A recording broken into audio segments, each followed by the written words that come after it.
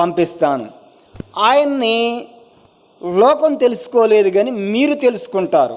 మీరు ఎరుగుదురు గనక ఆయన్ని మీరు గ్రహిస్తారు, మీరు పొందుకుంటారు, మీరు స్వతంత్రించుకుంటారు, ఆయన్ని మీ హృదయంలో చేర్చుకుంటారు. ఆయన ఎల్లప్పుడూ మీతోనే ఉంటాడు. ఆ 17వ వచనం, లోకము ఆయనను చూడదు, ఆయనను ఎరుగదు గనుక ఆయనను పొందనేరదు. మీరు ఆయనను ఎరుగుదురు, ఆయన మీతో కూడా నివసించును, మీలో ఉండును. అందువల్ల మన జీవితంలో ఉదయం లేచిన తర్వాత నేను పోయినసారి ఇప్పుడు మూడు సార్లు ఈ పరిశుద్ధాత్మ దేవుని గురించి చెప్పటం అనవసరంగా నన్ను కదిలించి ఈ పరిశుద్ధాత్మ దేవుని గురించి చెప్పించేటట్టు చేశాడు ఒక వ్యక్తి. సరే, ఏదేమైనప్పటికీ మంచిదే. పరిశుద్ధాత్మ అతనుకున్న సందేహాన్ని అడిగాడు. దాన్ని బట్టి నేను ధ్యానం చేసి నేను చెప్పగలిగింది, దేవుడు నాకు ఇచ్చిన తలంపు నేను చెప్తున్నాను. పరిశుద్ధాత్మ దేవుడు ఏదో సడన్గా ఒక పూనకంలాగా వచ్చి ఏదో ఒక ఉగ్రం రూపం చూపిస్తారే అలాగాను, లేకపోతే ఒళ్ళు పొంగటం లాగాను, లేకపోతే కళ్ళు మూసుకొని ఏదో తన స్వాధీనం లేకుండా నేనేదో దేవుని ఆత్మ స్వాధీనంలోకి వెళ్ళి ఏదేదో కేకర బేకర అనటం, అన్య భాషలు మాట్లాడే ముందు కొంచెం సర్దుకోండి, మీద ఇబ్బంది కొంచెం సర్దుకోండి. అరవటం, ఆనాడు పరిశుద్ధాత్మ దిగి వచ్చినప్పుడు అన్ని భాషల్లో మాట్లాడారు కాబట్టి మేము కూడా మాట్లాడుతున్నామని ఏదేదో రాని మనకి ఎవ్వరికి తెలియని భాష మాట్లాడటం అది కరెక్ట్ కాదు. ఆ లెక్కనొస్తే అలా వచ్చే పని అయితే పరిశుద్ధాత్మ దేవుడు మొట్టమొదటి దిగినప్పుడు అగ్ని దిగి వచ్చి విభాగింపబడింది. ఆ అగ్ని ఇప్పుడు విభాగింపబడి దిగి వచ్చిందా? ఇప్పుడు పరిశుద్ధాత్మను పొందుకొని కేకర బేకర గరిచే వాళ్ళకి ఆనాడు పరిశుద్ధాత్మ దేవుడు దిగి వచ్చినప్పుడు భూమి కంపించింది. మరి ఇప్పుడు అలా అన్య భాషలు మాట్లాడి అరిచే వాళ్ళకి, ప్రవచించే వాళ్ళకి వాళ్ళ దగ్గర ఏమన్నా భూమి కంపించిందా? ఏమీ లేదు కదా. మరి ఎందుకు వాళ్ళు ఆ విధంగా ఏదేదో అరుచుకోవటం? ఏమి చక్కగా మాట్లాడు, ప్రవచిస్తే చెప్పు. చాలామంది ప్రవచించిన వాళ్ళు ఉన్నారు భక్తులు మన సహవాసంలో. తెలుసా మీకు? భక్సింగ్ గారు ఒక మరణాన్ని ముందే గుర్తెరిగి దుఃఖించి బాధపడ్డాడు. ఒక ఇంటికి పరామర్శించడానికి వెళ్ళినప్పుడు ఆ ఇంట్లో దేవుడు ఆయనతోటి రేపు ఈ ఇంట్లో బరియల్ చేయాలి నువ్వు అని చెప్పి తన యజమానుని గురించి, ఆ ఇంటి యజమానుని గురించి ఆయనకు బయలుపరిచాడు ఆత్మ ద్వారా. ఆయన ప్రత్యక్షంగా చెప్పకుండా బాధపడి ఇండైరెక్ట్గా చెప్పాడు. నిజంగానే తెల్లారి మరణించాడు ఆ యజమానుడు. మరి బరియల్ చేసి వచ్చాడు. అంతెందుకు, ఉదయ భాస్కర్ అన్నోళ్ళ అమ్మ కూడా కొంతమంది మరణాన్ని స్పష్టంగా ప్రవచించింది. ఖచ్చితంగా జరిగింది. టైంతో సహా అతను మరణం అవుతాడు అని చెప్తే మరణం అయ్యాడు. ఆమెమి ఉప్పొంగి కేకర బేకరమని అరిసి అరవలేదే. ఇలా నాకు దేవుడు స్పష్టంగా చూపించాడు, మాట్లాడుతున్నాడు, రేపు మరణం అవుతారు, రేపు అని చెప్పి ఫోన్లు చేసుకోండి అని చెప్పగలిగింది. ఒంగోలులో గతంలో యోహాను గారు అని ఒక పెద్ద ఆయన ఉండేవాడు. ఆయన బాగా ముసలాయన అయిన తర్వాత నేను చూసే ఆయన్ని, మనకు పరిచయం లేదు, చిన్నగా మాట్లాడతాడు ఆయన. ఆయన చాలా విషయాలు, జరగబోయే విషయాలు స్పష్టంగా ప్రవచనాత్మకంగా చెప్పాడు. చాలా విషయాలు చెప్పాడు. ఆయనకి ఏమంటారంటే ఆయనకి ఆ నోటికి ఆ వాక్కు ఉంది, దేవుని వాక్కు ఆయనకి అని అంటారు. అలాగే పరిశుద్ధాత్మ ఏదో అప్పుడప్పుడు సడన్గా వచ్చి నీ మీద ఒక శక్తి, ఒక దెయ్యం పట్టినోడికి గనక ఎలా పళ్ళు కొరికి అని ఊగిపోతాడే, అలా ఏం కాదు, అలా కానే కాదు. పరిశుద్ధాత్మ నీ మీదకి వచ్చినప్పుడు నీవు నెమ్మదిగా ఉంటావు, నువ్వు లోబడతావు, నువ్వు సమాధానంతో ఉంటావు. నీకు జరగబోయే విషయాలు తెలిస్తే నువ్వు చెబుతావు, ప్రవచిస్తావు. అంతేగాని ఆ చేష్టలు ఆటన్నిటిని ఏదో ఆరంభంలో జరిగిందని చెప్పి ఏదో దాన్ని ఆధారం చేసుకొని లేకపోతే అన్య భాషల్లో మాట్లాడితేనే పరిశుద్ధాత్మ అనేది ఎప్పుడూ మీ మనసులో పెట్టుకోవద్దు. సరే, వాక్యంలోకి వెళ్దాం. ఆయన పరిశుద్ధాత్మ ఎల్లప్పుడూ ఉంటాడు. పరిశుద్ధాత్మ దేవుడు ఎల్లప్పుడూ మనతో నివసిస్తాడు. ఎవరైతే హృదయాన్ని తెరిచి, దేవా నీవు నా హృదయంలో ఉండయ్యా, ఆత్మదేవా నా హృదయంలో నీకు సంపూర్తి అధికారాన్ని ఇస్తున్నాను, ప్రభువా నన్ను నడిపించు, నీ ఆత్మ స్వాధీనంలో ఉంచుకొని నన్ను నడిపించు ప్రభు అని ఎవరైతే స్పష్టంగా ఆయనకు అవకాశం ఇస్తారో, ఆయనకు అధికారం ఇస్తారో, వారి హృదయంలో దేవుడు, ఆ పరిశుద్ధాత్మ దేవుడు ఖచ్చితంగా నివసిస్తాడు.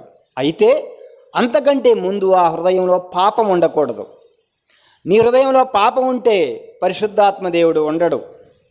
నీ హృదయంలో పాపాన్ని ఒప్పుకొని విడిచిపెట్టి పూర్తి అధికారం పరిశుద్ధాత్మ దేవుడికి కనుక నీ హృదయాన్ని ఇస్తే, అప్పచెపితే, నీ హృదయంలో నా హృదయంలో ఉంటాడు, చేరతాడు, వస్తాడు.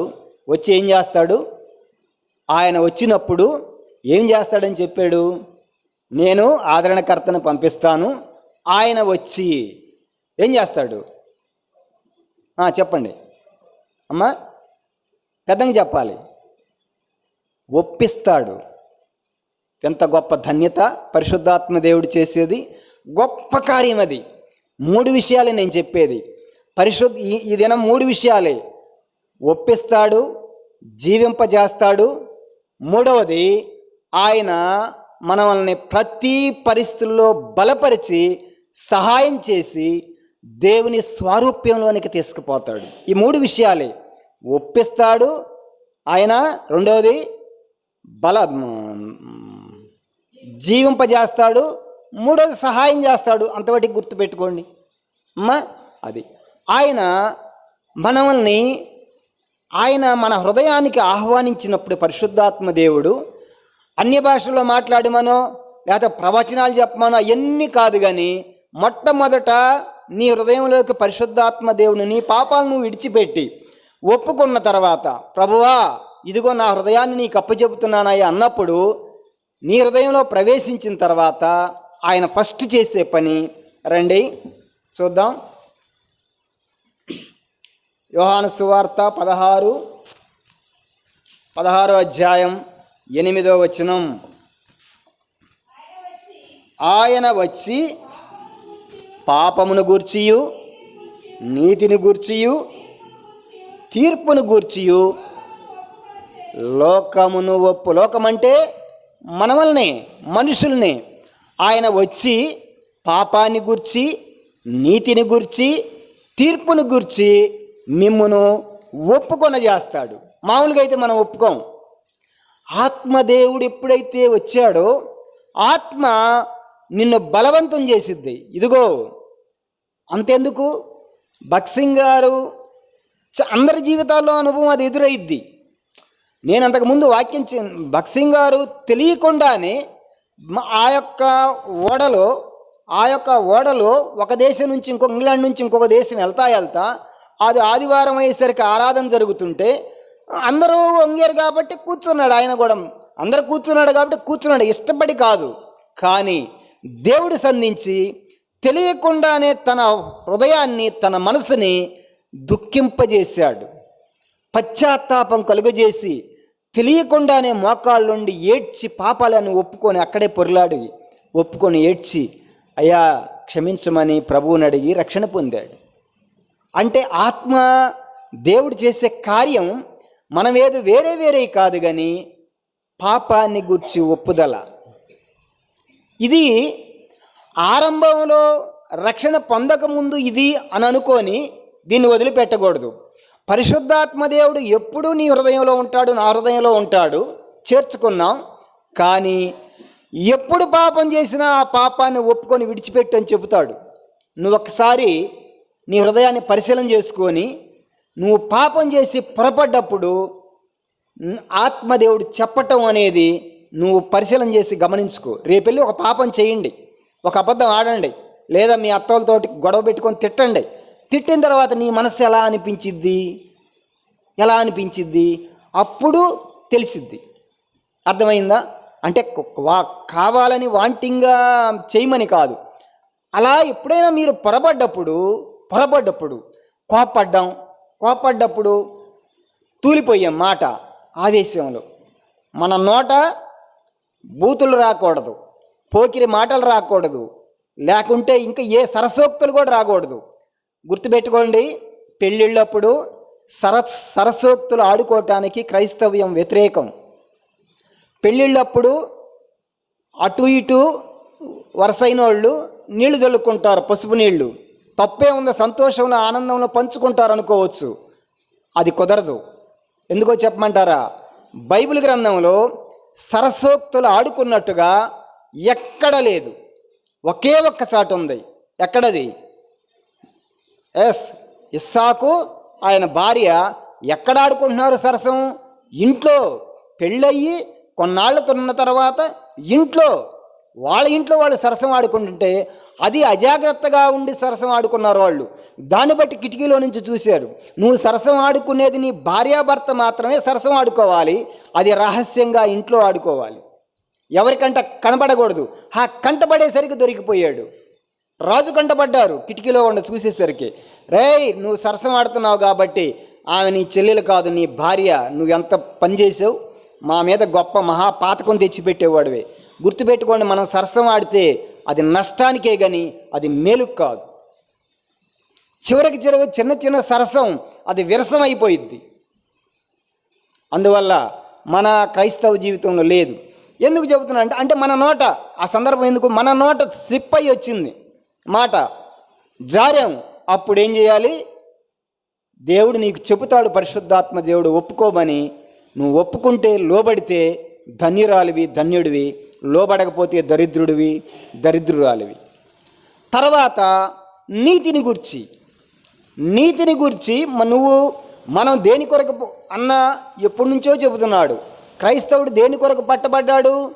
నీతి కొరకే పట్టబడ్డాం, నీతిగా జీవించడానికే పట్టబడ్డాం. మరి మనం నీతి ఎంతబట్టి కాపాడుకుంటున్నాం? మన నీతిని దేవుని కొరకు. ఏది మన నీతి కాదు, మనం నిర్ణయించుకున్న నీతి కాదు, దేవుని నీతి. లేకపోతే ఈ లోక సంబంధమైన నీతి కాదు, నీ సొంత నీతి కాదు, నీ సొంత భక్తి కాదు. దేవుని నీతికి, నీ దేవుని వాక్యం ద్వారా దేవుడు చెప్పినట్లుగా నువ్వు ఎంతవరకు నీ నీతిని, నా నీతిని నేను కాపాడుకుంటున్నావు. ప్రతి దినం నీతో మాట్లాడతాడు పరిశుద్ధాత్మ దేవుడు. పాపాన్ని గూర్చి, నీతిని గూర్చి, తర్వాత తీర్పు భయంకరం. నువ్వు ఏమి చేసినా సరే గుర్తుపెట్టుకో, నువ్వు ఏం చేసినా ఒప్పుకొని మరుక్షణం విడిచిపెడితే ధన్యుడివి, ధన్యురాలివి. ఎలా ఒప్పుకోవాలి? నువ్వు ఎవరితో చేసావో పొరపాటు, ఎవరికి నష్టం కలిగించావో ఆ వ్యక్తి దగ్గరికి వెళ్ళి ఒప్పుకోవాలి. పొరపాటున నీ భార్యకి నువ్వు నష్టం కలిగించావు, నొప్పి కలిగించావు హృదయాన్ని, నీ భార్య దగ్గరికి వెళ్ళి ఒప్పుకోవాలి. పెద్ద ప్రెస్టేజ్ కదా. భర్త వచ్చి భార్య దగ్గర ఒప్పుకోవటమా? అసంభవం అది. కొంతమంది భార్యలు కూడా ఉంటారు, అక్కోళ్ళు కూడా. అమ్మో, వాళ్ళకున్నటువంటి కొన్ని దేవుడిచ్చినటువంటి ఆధిక్యతను బట్టి ఏదోను వాళ్ళు కూడా కొందరు అసలు ఒప్పుకోరు. అందువల్ల ఏ వ్యక్తితో నువ్వు పొరపాటు చేసి ఎవరికైతే నష్టం కలిగించావో, ఏ వ్యక్తికైతే నువ్వు హాని చేశావో వాళ్ళ దగ్గరికి వెళ్ళి నువ్వు ఒప్పుకోవాలి. ఎందుకో తెలుసా? నీకు తీర్పు ఉందని నువ్వు గుర్తెరుగు. ఖచ్చితంగా నీకు తీర్పు ఉంది. మొట్టమొదట పరిశుద్ధాత్మ దేవుడు వచ్చినప్పుడు ఇది చేస్తాడు. పాపాన్ని గూర్చి, నీతిని గూర్చి, తీర్పును గూర్చి నీ హృదయాన్ని ఒప్పింపజేస్తాడు. అందుకని ఒకవేళ ఒప్పింపజేయకపోతే అంటే తీర్పుని గురించి అంటే ఆ యొక్క ప్రతి ఆదివారం మనం బలలో పాలు పంపులు పొందేటప్పుడు మనల్ని మనమే పరిశీలన చేసుకొని మనకు మనమే తీర్పు తీర్చుకుంటాం. ప్రభువా, నేను ఈ శిక్ష తప్పు చేసిన, ఈ శిక్షకు పాత్రుని నన్ను క్షమించమని అడుగుతాం. లేకపోతే శిక్ష ద్వారా తీసుకెళ్ళినా పర్వాలేదు కానీ నన్ను ఈ పాపం నుంచి బయటికి తీసుకురమ్మని ఒప్పుకుంటాం. ఒప్పుకొని విడిచిపెడతాం, ప్రభు కనికరిస్తాడు. అది ఒకవేళ అలా చెయ్యకపోతే మాత్రం నీ జీవితంలో, నా జీవితంలో పరిశుద్ధాత్మ దేవుణ్ణి నువ్వు దుఃఖపెడుతున్నావు. ఆత్మను ఆర్పకుడి అని ఉంది, ఆత్మని దుఃఖింపజేయొద్దని ఉంది, నువ్వు దుఃఖింపజేస్తున్నావు. ఇంకొకటి, మనుష్య కుమారుడికి వ్యతిరేకంగా ఏమైనా చేసినా క్షమాపణ ఉందేమో, కానీ పరిశుద్ధాత్మకు వ్యతిరేకంగా నువ్వు చేస్తే క్షమాపణ కష్టం. జాగ్రత్త. దేవుడు నిన్ను ప్రతిదినం ఉదయం లేచిన తర్వాత, అయ్యా నన్ను నీ ఆత్మతో నింపు, నీ యొక్క ఆత్మతో నింపు అని చెప్పి ఏవేవి నీతో సంధించి మాట్లాడుతున్నాడో వాటిని యథార్థంగా ఒప్పుకో. ప్రభువా ఈ తీర్పుకు పాత్రున్నయ్యా నేను. ప్రభువు ఒకవేళ శిక్ష ద్వారా నిన్ను తీసుకెళ్తుంటే ఏంది ప్రభు అనొద్దు, నువ్వు ఒప్పుకొని అయ్యా నీ తీర్పుకు ఆ భయంకరమైనటువంటి ఆ నిత్య నరకం తీర్పు నుంచి తప్పించావు, ఈ తీర్పులో ఈ శిక్షలో పెడితే పెట్టావు ప్రభువా, నీ కొందనాలు ప్రభు అని చెప్పి అప్పగించుకో. అదే ఒప్పుకోలంటే. అంటే దేవుని యొక్క తీర్పుకి, దేవుని యొక్క మాటకి ప్రతిదానికి లోబట్టమే. అందువల్ల అంగీకరించటం. అందువల్ల మన జీవితంలో పరిశుద్ధాత్మ దేవుడు ఒప్పిస్తాడు ఈ 3 విషయాల్లో. ఆ తర్వాత ఇంకొకటి కూడా ఉంది. ఇదే 16వ అధ్యాయం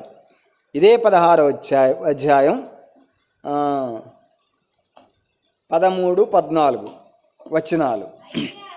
అయితే ఆయన అనగా సత్యస్వరూపి అయిన ఆత్మ వచ్చినప్పుడు మిమ్మును సర్వసత్యములోనికి నడిపించును.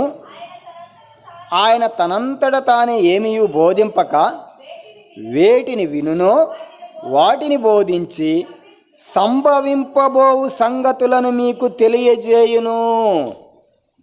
ఆయన వచ్చి ఏం చేస్తాడు?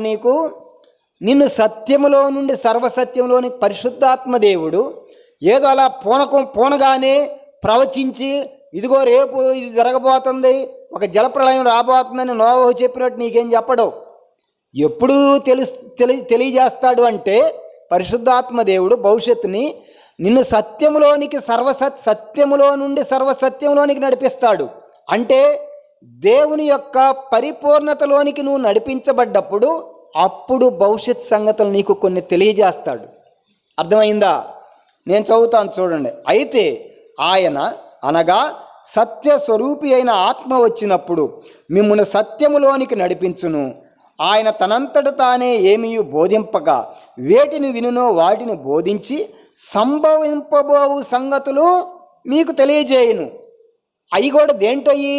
అవి నా వాటిలోనివి తీసుకొని మీకు తెలియజేయును. అంటే తండ్రి దగ్గర నుంచి యేసుక్రీస్తు వారు తీసుకున్నాడు, యేసుక్రీస్తు వారి దగ్గర నుంచి తండ్రి పరిశుద్ధాత్మ దేవుడు తీసుకొని చెబుతున్నాడు. అంటే ముగ్గురు ఒక్కటే, ముగ్గురు యొక్క మాటలు ఒక్కటే, ముగ్గురు మనోభావాలు ఒక్కటే, అక్కడ ముగ్గురు ఒకటే. అందువల్ల కిందంటాడు 15వ వచనం, తండ్రికి కలిగినవన్నీ నావి, అందుచేత ఆయన నా వాటిలోనివి తీసుకొని మీకు తెలియజేయనని నేను చెప్తున్నాను అని చెప్పాడు. అందువల్ల మనం ఎవరన్నా నాకు పరిశుద్ధాత్మ దేవుడు పూనాడు, నీకు రేపు అబ్బాయి పుడతాడని చెబితే నువ్వు నమ్మగాక. అర్థమైందా? లేదా పెళ్ళి అయిద్దంటే నమ్మగాక, ఉద్యోగం వచ్చిద్దంటే నమ్మగాక, నీ పంట 25 క్వింటాలు కాదు 50 క్వింటాలు మిరగాయలు అవుతాయి ఎకరానికంటే అస్సలు నమ్మొద్దు. పరిశుద్ధాత్మ దేవుడు అప్పుడే అట్టా చెప్పడు. పరిశుద్ధాత్మ దేవుడు ఆత్మ సంబంధించిన సంగతులు ఒకవేళ ఈలోక సంగతులు చెప్పినా ఎప్పుడు చెబుతాడు? ఎవరికి చెబుతాడు?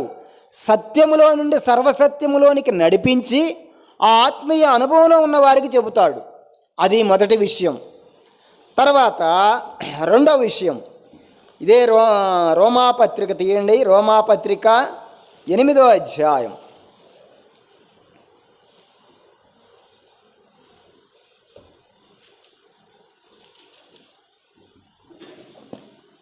11వ వచనం, మృతులలో నుండి యేసుని లేపిన వాని ఆత్మ మీలో నివసించిన ఎడల మృతులలో నుండి క్రీస్తు యేసును లేపినవాడు చావునకు లోనైన మీ శరీరములను కూడా నీలో నివసించుచున్న తన ఆత్మ ద్వారా జీవింపజేయును. అదేంది? చావునకు లోనైన మీ శరీరాలని మీలో నివసించుచున్న తన ఆత్మ ద్వారా జీవింపజేస్తాడు అని అంటాడు. ఏమి అంత చచ్చిపోయే పరిస్థితి ఉందా? మీలో ఎవరికన్నా ఉందా? నీ శరీరం చచ్చిపోయే పరిస్థితి ఏమైనా ఉందా? లేదు కదా. ఎందుకని ఇలా అన్నాడు దేవుడు? ఎందుకంటే మన శరీరం, మనలో ఉన్న ప్రతి అవయవం దేని కొరకు ప్రాకులాడిందో తెలుసా? ఈ లోక ఆశల కోసం, ఈ భూ సంబంధమైన వాటి కోసం ప్రాకుర్లాడి చివరికి సత్య స్థితికి వచ్చింది ఆత్మీయంగా. ఎట్టి పరిస్థితుల్లో దేవుని విషయం ఇది ఏమాత్రం జీవించట్లా. దేవుని నీతిని నెరవేర్చటానికి ఏమాత్రం కూడా ఈ శరీరం సహకరించదు. అది దేని కొరకు జీవింపజేస్తానన్నాడంటే దేవుని నీతిని నెరవేర్చడం కొరకు ఆయన జీవింపజేస్తానన్నాడు. అది దేవుని నీతిని నెరవేర్చే విషయంలో ఈ శరీరం సచ్చిన స్థితిలో ఉంది. నేను చెబుతాను, నీ నోరు ఒక వ్యక్తి నిన్ను తిట్టినప్పుడు, ఒకరు నిన్ను అనవసరంగా మాట్లాడి నిన్ను బాధించినప్పుడు నీ నోరు ఎంత పెద్ద గొంతుతో తిరుగుబాటు చేసిద్ది. అదే దేవుని సన్నిధికి వచ్చి ప్రార్థన, దేవుని నామంలో, యేసునామంలో ప్రార్థన చేసేటప్పుడు ఎంత గొంతుతో నీ స్వరం సహకరించిద్ది అంట. ఏది సహకరించిద్ది? మనం తగాదాటానికి సహకరించిద్ది. మన బైబిలు, దేవుని వాక్యం, దివ్యమైన వాక్యం మన దగ్గర ఉంది. సెల్ ఫోన్ ఇక్కడ ఉంది. చంద్రబాబుని గురించి, జగన్ గురించో, లేకపోతే ఇంకొక రాజకీయ నాయకు పవన్ కళ్యాణ్ గురించి, అందరిని గురించి వస్తున్నాయి. వీళ్ళ రాజకీయ నాయకుల గురించో, లేకపోతే ప్రపంచంలో జరుగుతుంది కదా యుద్ధాలు, యూదుల గురించో, ఎవరిని గురించో వస్తున్నాయి. ఇక్కడ దేవుని వాక్యం ఉంది, లేకపోతే దేవుని వాక్యం వినపడుతుంది. చెవు దేని వైపు తిరిగిద్ది ముందాడి? అసలు సెల్ ఫోన్ అను వాక్యం పక్కన పెడితే నీ కళ్ళు దేని వైపు వెళ్తాయి ముందాడి? అంతెందుకు న్యూస్ పేపరు, దేవుని వాక్యం పక్కన ఉంటే ఎటు వెళ్తాయి మన కళ్ళు ముందాడి? అంతెందుకు ఈరోజు పంట వేయాలి, ఈరోజు వేయకపోతే సరిగ్గా మలవు, లేకపోతే నారు దొరకదు, లేకపోతే కూలీలు దొరకరు. ఈరోజు దేవుని సన్నిధి ఉంది. ఎలా ఉండేది మనసు? ఈ దేవుని సన్నిధి ఉదయ భాస్కర్ అన్న సావ కొడతాడు, ఎంత తొందరగా ముగిస్తే అంత మంచిది. ఎప్పుడు అయిపోయిద్ది, వచ్చినా కానీ మన మనసు అంతా ఎక్కడ ఉండిద్ది? ఎప్పుడైపోయిద్ది అని ముగించుకొని నీకు ఒక వందనాలన్నా అని చెప్పి పరిగెత్తుతాం. మనం వెళ్ళి తింటామో తినమో పరిగెత్తుకుంటా వెళ్ళి చేలో వెళ్ళి పెడితేనే కానీ, ఆ పంట వేస్తే కానీ, నాటితే కానీ మనం నెమ్మది ఉండదు. అంటే దేనికి ప్రాధాన్యత ఉండట్టు? అంతే. అంటే మనం ప్రియమైనటువంటి వారులారా, మన జీవితంలో దేని కొరకు జీవిస్తున్నాం, దేని కొరకు మన శరీరంలో అవయవాలు జీవిస్తున్నాయి అంటే ఈ లోక సంబంధమైన తుచ్చమైన వాటి కొరకు జీవిస్తున్నాయి. అందుకే పౌలు భక్తుడు అన్నాడు, నేను క్రీస్తు కొరకు నాకు ఏవేవి లాభకరం వాటన్నిటినీ నష్టంగా ఎంచుకున్నా, ఇంకా మాట్లాడితే వాటిని అసహించుకొని పెంటగా ఎంచుకున్నాను అన్నాడు. అలా చేయనంతకాలం నా మట్టుకు నేను పేపర్ రాగానే బైబిల్ వాక్యం చదివి ఓపిక లేదు. ఇవాళ అస్సలు ఓపిక లేదు. కాసేపు ఆగిన తర్వాత మా మొహం కడుక్కొని మంచినీళ్ళు తాగి, కాసి టీ తాగి కొంచెం రిలాక్స్ అయిన తర్వాత, కొంత శక్తి వచ్చిన తర్వాత అప్పుడు చదువుదామని అనుకున్నప్పుడు పేపర్ రాగానే మీరు నమ్ముతారో నమ్మరో జస్ట్ హెడ్డింగ్ చూద్దామని చూస్తా. అప్పుడు ఎక్కడి నుంచి వచ్చింది అంటే వాక్యం కొరకు జీవించట్లా నా కళ్ళు, అవి వాక్యం కొరకు జీవించట్లా. ఇదిగో ఈ లోక వార్తల కొరకు జీవిస్తున్నాయి. వాక్యం కొరకు, దేవుని నీతి కొరకు, దేవుని చిత్తం నెరవేర్చడం కొరకు నా కళ్ళు పనిచేయట్లా. అది దాని ఉద్దేశం. పరిశుద్ధాత్మ దేవుడు చచ్చినటువంటి నీ అవయవాల్ని మరలా తిరిగి పనిచేసి అలసిపోయారు. కొంచెం తలలు లేపండి, పైకెత్తండి తలలు. ఎక్కువ తీసుకుంటున్నాను. నేనేం ఎక్కువ తీసుకోను. ఇంకొక పావు గంట, మ్యాక్సిమం పావు గంట, 20 నిమిషాలు, 9:20 కల్లా నేను క్లోజ్ చేస్తా. మీరు పావు గంట 20 నిమిషాలు ప్రార్థనతో సహా ముగిసిద్ది. పావు గంటతో నేను ముగిస్తా. కొంచెం మెలుకోకుండా సరే. పని చేసి వచ్చిన తర్వాత అలా శరీరం అలసట ఉండిద్ది. ఖచ్చితంగా యేసు ప్రభు శిష్యులు కూడా నిద్రపోయారు, సందేహమే లేదు. యేసు ప్రభు కూడా వాళ్ళనేమి మీరు పాపులు ఏమి నిందించలేదు, కాకపోతే కొంచెం మెలకువగా ఉండమని చెప్పాడు. అందువల్ల మనం కూడా మెలకువగా ఉండడానికి ప్రయత్నం చేద్దాం. సరే, మనం జీవింపజేయటం అంటే ఆ విధంగా దేవుడు మనల్ని దేవుని నీతి కొరకు జీవింపచేయటం. మన సచ్చిన స్థితిలో ఉన్న దేవుని నీతి కొరకు నెరవేర్చకుండా, దేవుని చిత్తాన్ని చేయటానికి సహకరించకుండా ఇవి సచ్చిన నిర్జీవంగా తయారైపోయినాయి. ఇదిగో అంతెందుకండి, దేవుని సువార్తకు రావాలంటే మన శరీరం ఎంతవరకు సహకరించిద్ది? ఒకవేళ పొరపాటున వెహికలే లేదు, ఈ తనుబొద్దరపాలెం నడిచెళ్ళాలి, వెళ్ళాలంటే ఎంతవరకు సహకరించిద్ది మన శరీరం? అదే 2,000 రూపాయలు కూలి పడిద్ది. 2,000 రూపాయలు కూలి పడిద్ది అంటే తనుబొద్దరపాలెం దాటి చివటవరపాలెం కూడా వెళ్ళటానికి మన శరీరం సహకరించిద్ది. తప్పని నేను అంటల్లా, మిమ్మల్ని ఏదో కామెంట్ చేయటం కాదు. ఎందుకో చెప్పమంటారా? మన శరీర అవయవం, మన కాళ్ళు దాని కొరకు బ్రతుకుతున్నాయి, దేవుని సువార్త కొరకు బ్రతకట్లా. అవి వాటిని మరలా పరిశుద్ధాత్మ దేవుడు జీవింపచేస్తాడు. అందువల్ల ప్రభువా నన్ను ఒప్పింపచేయటమే కాదయ్యా, నన్ను జీవింపచేయి సచ్చిన స్థితిలో నీ నీతిని నెరవేర్చటానికి, నీ చిత్తాన్ని చేయటానికి సచ్చిన స్థితిలో ఉన్నటువంటి నా అవయవాలు తిరిగి మరలా జీవింపజేసేది నీవేనయ్యా అని చెప్పి మనం గనక పరిశుద్ధాత్మ దేవుని వేడుకుంటే అది చేస్తాడు. అంతేగాని మనం ఎగిరి ఒక సహవాసం వాళ్ళు ఎగురుకుంటా వెళ్ళిపోతారు. ఆ స్టేజ్ దగ్గర పులిపేయడం దగ్గరకు వస్తారు. అసలు ఆ అమ్మాయి బట్టలు కూడా ఊడిపోయినాయి.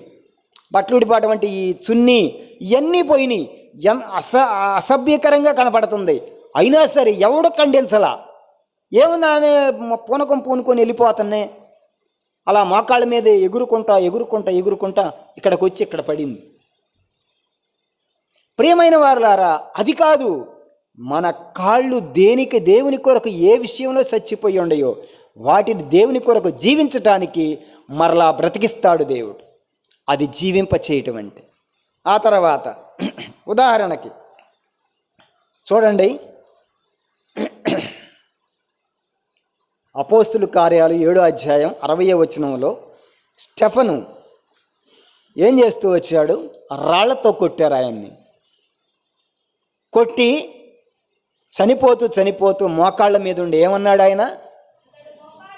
మోకాళ్ళుని ప్రభువా వారి మీద ఈ పాపం మోపకు. గొప్ప శబ్దంతో ప్రభువా వాళ్ళ మీద. ఎందుకు? ప్రభువుని చూస్తున్నాడు ఆయన పరలోకంలో, దేవుని కుడిపార్శ్వాన ఉన్నాడు. ప్రభువుని ఇక్కడుండి చూశాడు. ఆయన నేత్రాలు దేని కొరకు పనిచేస్తున్నాయి? ఆయన నోరు, ఆయన హృదయం, ఆయన శరీరం దేవుని నీతి కొరకు, దేవునికి సాక్ష్యంగా ఉండటానికి పనిచేస్తూ ఉన్నాయి. అందువల్ల గొప్ప శబ్దంతో ప్రభువా ఈ పాపాన్ని వాళ్ళ మీద మోపొద్దని చెప్పి ఆయన నోరు, ఆయన ప్రాణం కూడా దేవుని నీతిని నెరవేర్చడానికి ఇష్టపడింది. అర్థమైందా? అదన్నమాట జీవింపజేయటం అంటే. అంతకుముందు అయితే స్టెఫను ఊరుకుంటాడా? ఎన్నడూ ఊరుకోడు. అంతకుముందు పౌలు గారు సౌలుగా ఉన్నప్పుడు సౌలుని కదిలిస్తే ఊరుకుంటాడా? ఊరుకోడు. ఆయన ఎప్పుడైతే దేవుని ఆత్మ సంధించిందో ఆ తర్వాత అంత బలంగా తయారవుతూ వచ్చాడు. సరే, ఆ తర్వాత రోమాపత్రిక 8వ అధ్యాయం, ఇదే అధ్యాయం 26వ వచనం. 8 అటువలే ఆత్మయు మన బలహీనతను చూసి సహాయము చేయుచున్నాడు. చాలు. ఆత్మయు అంటే పరిశుద్ధాత్మ దేవుడు మన బలహీనతను చూసి సహాయం చేసేవాడు. ఆయన ఒప్పుకొన చేసేవాడు, జీవింపజేసేవాడు. దేనికి? మన పాపాన్ని, మన ప్రతి అవిధేయతని ఒప్పుకునేటట్టు చేసేవాడు. మన పాపాన్ని గురించి, నీతిని గురించి, తీర్పుని గురించి ఒప్పుకొన చేస్తాడు. ఆ తర్వాత జీవింపజేస్తాడు. దేని కొరకు? దేవుని నీతిని నెరవేర్చడానికి, ఆయన చిత్తాన్ని చేయటానికి జీవింపజేస్తాడు. మూడవది, ఆయన మన బలహీనతను చూసి సహాయం చేస్తాడు. అందరికి ఒక బలహీనత ఉంది. ఏంది చెబుతారా? అన్నోళ్ళు ఏం చెప్పవచ్చు చెప్పండి? మనందరికి ఒక బలహీనత ఉంది. ఇప్పుడు నిద్రపోవటం అన్నా అని మాత్రం చెప్పొద్దు. అది కాదు నేను అడుగుతుంది. నిద్ర అందరం పోతాం, అది దాని గురించి కాదు. మనందరికీ ఆత్మీయంగా ఒక బలహీనత ఉంది. ఏందో చెప్పండి? దానివల్ల ఏదైనా చేయొచ్చు, కానీ అదే మన బలహీనత. ఇప్పుడు చెప్పొచ్చు. దేవుడు దీవిస్తాడక్క, నిన్ను దీవించాలి దేవుడు నిన్ను.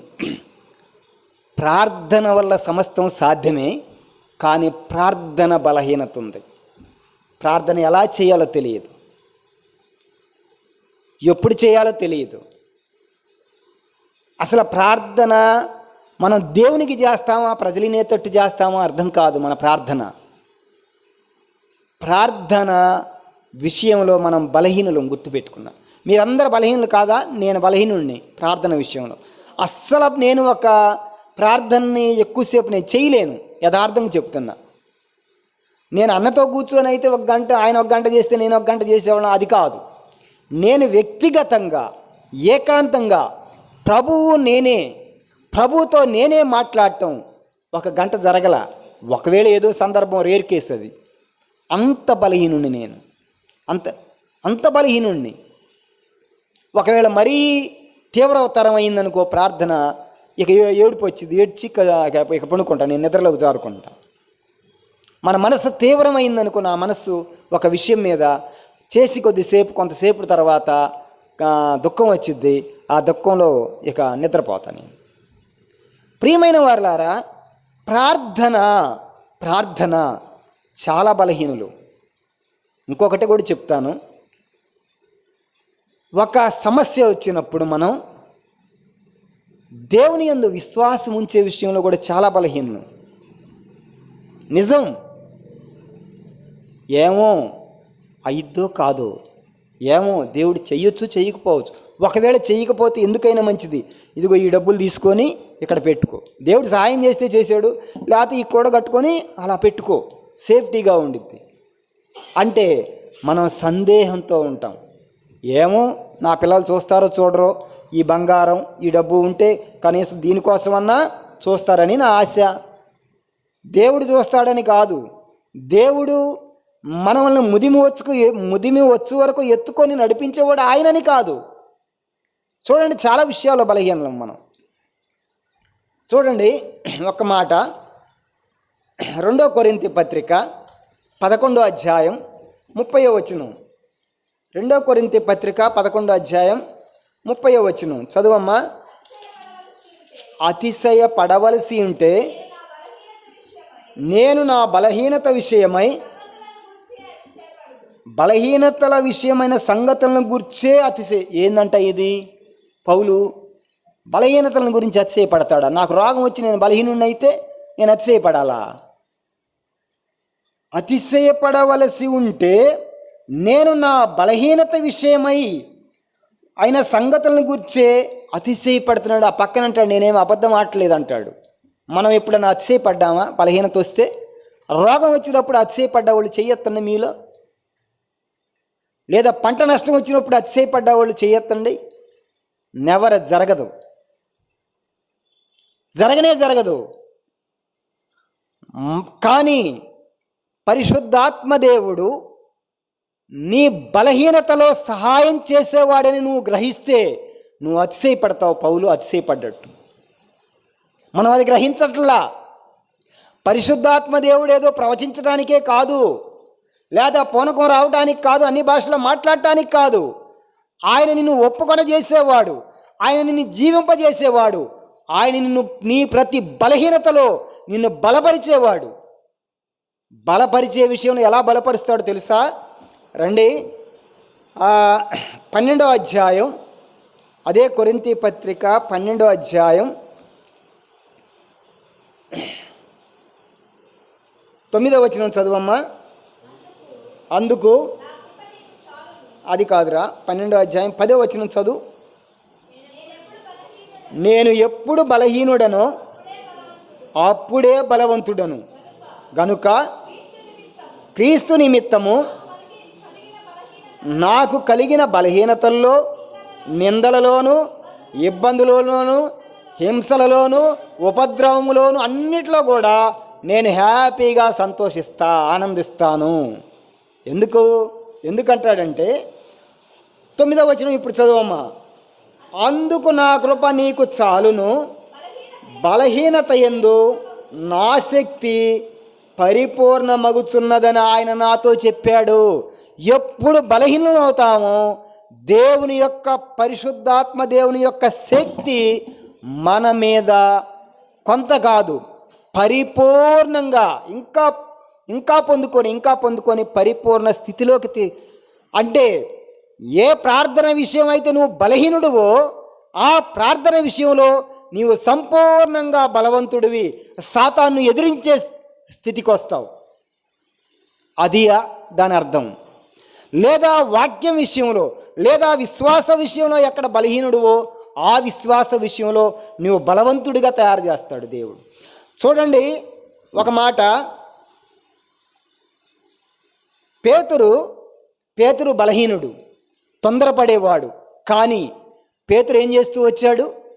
ముమ్మారు అబద్ధం ఆడాడు. అవునా కాదా? ఇంకా చాలా సముద్రంలో నేను నడుస్తానన్నాడు. ఆ 2 అడుగులు వేసాడో లేదో, కొద్దిగా అలా నడిచి వెంటనే మునిగిపోయాడు. అసలు ఎంతసేపు నడిచాడని కూడా రాయబడలేదు, కానీ నడిచాడు. వెంటనే తుఫాను చూడగానే భయపడి మునిగిపోయాడు. వెంటనే యేసుప్రభు ఉన్నాడు కాబట్టి, అల్ప విశ్వాసి ఎందుకు నువ్వు తొందరపడ్డావని చెప్పి, ఎందుకు నువ్వు భయపడ్డావని చెప్పి ఆయన చేయి పట్టుకొని పైకి లేవనెత్తాడు. ప్రియమైన వారలారా, అలాంటి పేతురు యేసుప్రభు చనిపోయి తిరిగి లేచిన తర్వాత, పరిశుద్ధాత్మ దేవుని పొందుకున్న తర్వాత ఎప్పుడన్నా వెనక్కి తిరిగాడా? భయపడ్డాడా?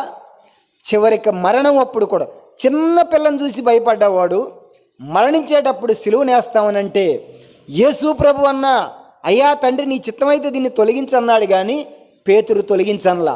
నన్ను తలక్రిందులుగా సిలువనేయండి.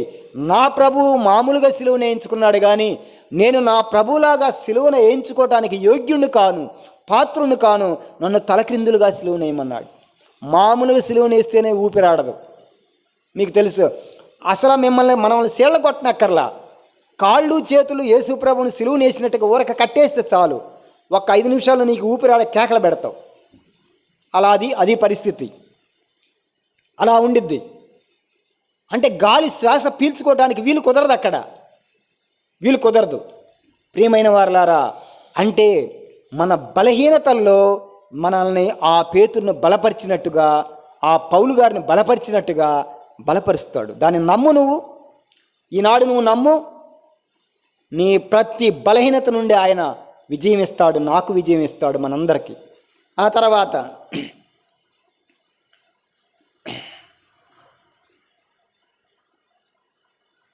రోమాపత్రిక 8వ అధ్యాయం 29వ వచనం. ఈ ఒక్క మాట చదువుకొని నన్ను తీనియమ్మ. రోమాపత్రిక 8 చదువమ్మ, ఇప్పుడు చదువు. ఎందుకనగా తన కుమారుడు అనేక సహోదరులలో జ్యేష్ఠుడగునట్లు దేవుడు ఎవరిని ముందుగా ఎరిగెనో వారు తన కుమారునితో స్వారూప్యం గలవారవుటకు వారిని ముందుగా నిర్ణయించెను.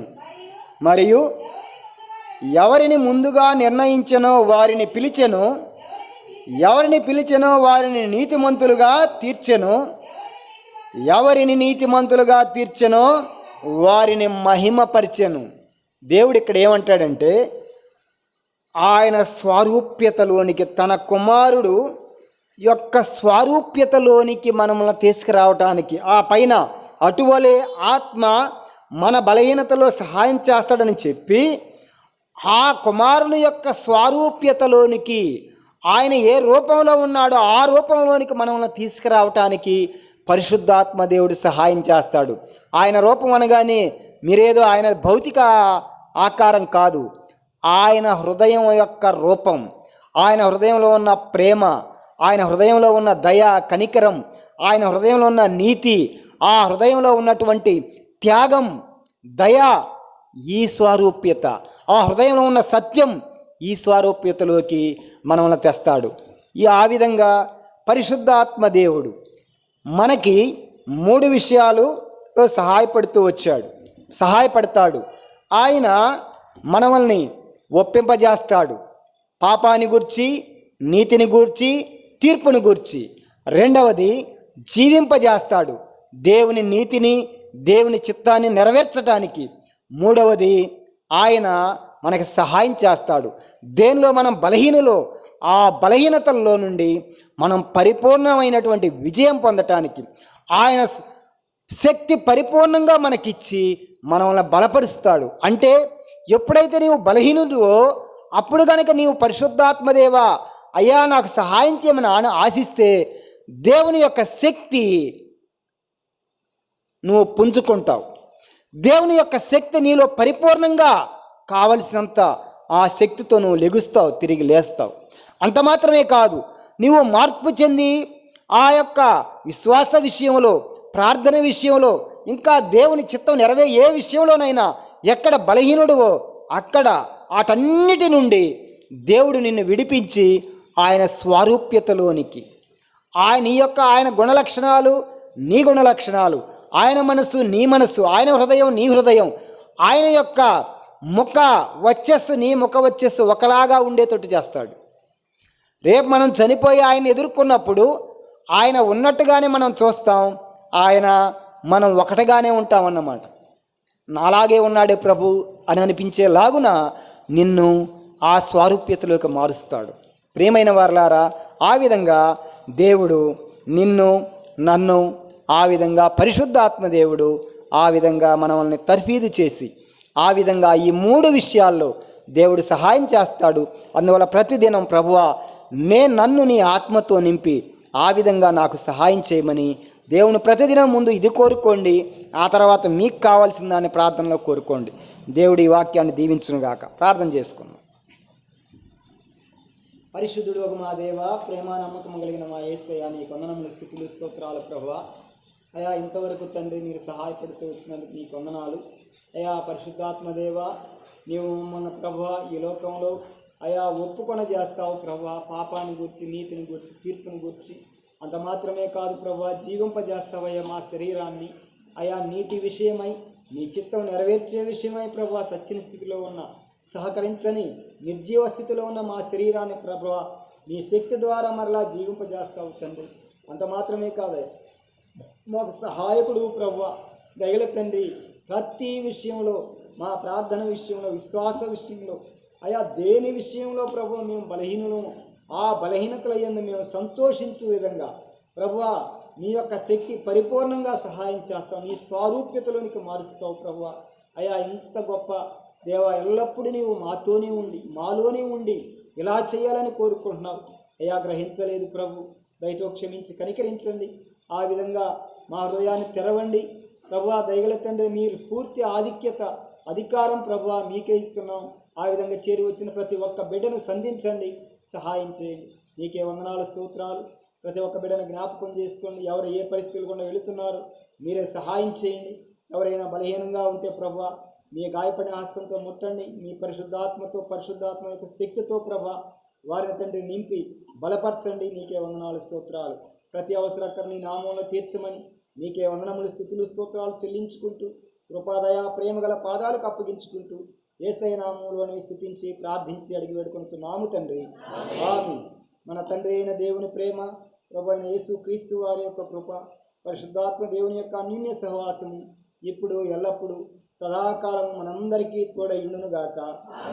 ఆమేన్. అందరికీ వందనం.